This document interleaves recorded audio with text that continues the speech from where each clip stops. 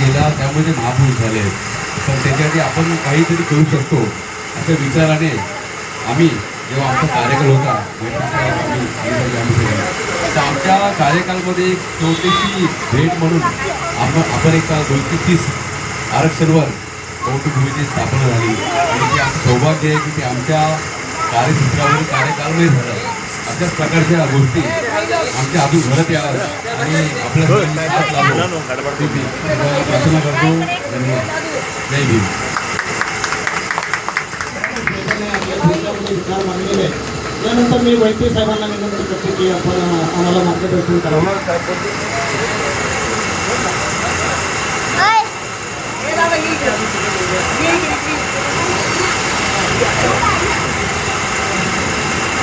फुले शाहू आंबेडकर प्रतिष्ठानच्या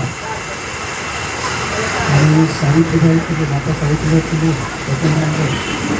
यांच्या माध्यमातून सर्व राष्ट्रपुरुषांच्या आणि सर्व सणांच्या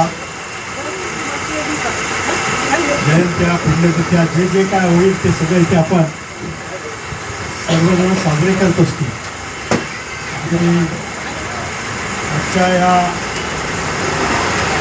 भारतरत्न डॉक्टर बाबासाहेब आंबेडकरांच्या जयंतीचं औचित्य साधून आम्हाला इथे आपण बोलवलं आणि पुन्हा सगळीकडे आज सकाळपासून फिरताना अनेक ठिकाणी बाबासाहेबांपुढे नम्र होण्याची, त्यांना नमन करण्याची, त्यांना वंदन करण्याची संधी पुन्हा मिळत आहे.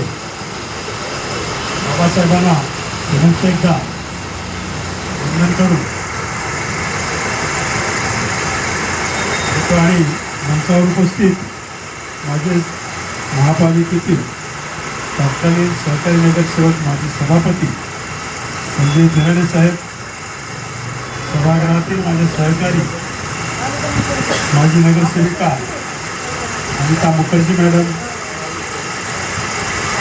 आमचे मित्र अनिल सोलार साहेब, उमेश लोखंडे साहेब आणि या प्रतिष्ठानच्या माध्यमातून कार्यक्रम अरेंज केला जात आहे.